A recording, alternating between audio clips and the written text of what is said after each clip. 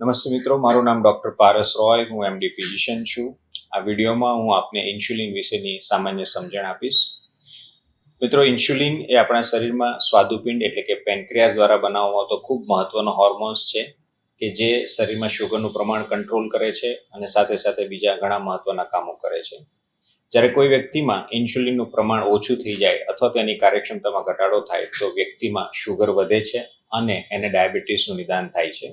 અને અમુક ડાયાબિટીસના દર્દીઓમાં ડૉક્ટર દર્દીને ઇન્સ્યુલિનના ઇન્જેક્શન લેવાની સલાહ આપે છે, જેમ કે ટાઈપ 1 ડાયાબિટીસ.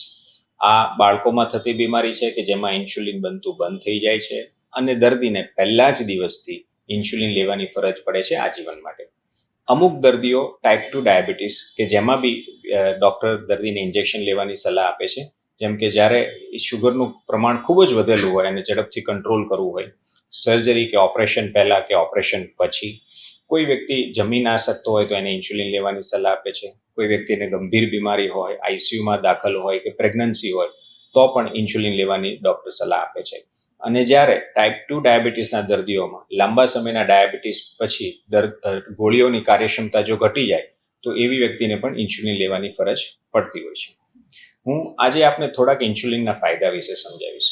ઇન્સ્યુલિન એક કુદરતી દવા છે, એટલે આપણા શરીરમાં ઇન્સ્યુલિન બને છે, નહીં કે ગોળીઓ. અને જ્યારે આપણે ગોળીઓ પણ લઈએ છીએ તો એ બી ઇન્સ્યુલિનના માધ્યમથી જ શરીરમાં કામ કરે છે. બીજું, એ સૌથી સલામત દવા છે. જ્યારે કોઈ બી દર્દીને ગંભીર બીમારી હોય, જેમ કે કિડની ડિઝીઝ કે જે ડાયાલિસિસના દર્દીઓ છે, કોઈ એડવાન્સ લીવર ડેમેજનું દર્દી છે, કોઈનું હૃદય ખૂબ નબળું પડી ગયું છે, કોઈ વ્યક્તિ સિરિયસ છે, ક્રિટિકલ છે અને આઈસીયુમાં દાખલ છે, તો એ બધા જ દર્દીઓમાં ડૉક્ટર હંમેશા ઇન્સ્યુલિન લેવાની સલાહ આપે છે અને ગોળીઓ આપતા નથી, કારણ કે એ સૌથી સલામત છે અને દરેક પ્રકારના દર્દીઓમાં આપી શકાય છે.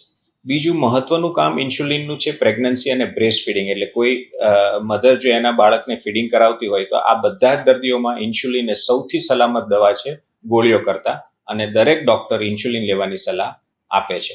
આપણા ઘણા બધા લોકોને ઇન્સ્યુલિન વિશે એવી ગેરસમજ છે કે એની આદત પડી જાય છે, પરંતુ ઇન્સ્યુલિનની આદત પડતી નથી. દાખલા તરીકે કોઈ વ્યક્તિને ટેમ્પરરી કારણ માટે, જેમ કે ઓપરેશન પહેલાં કે પછી ઇન્સ્યુલિન આપવામાં આવ્યું હોય તો ઇન્સ્યુલિન બંધ થઈ જાય છે. પરંતુ જો દર્દીમાં જે ગોળીઓ લે છે એની કાર્યક્ષમતા ઘટી જાય છે અને ગોળીઓ લેવા છતાં પણ શુગર કંટ્રોલ નથી થતું, તો એવા દર્દીઓમાં જો ઇન્સ્યુલિન લેવું પડે તો એ લાંબા સમય માટે લેવું જોઈએ.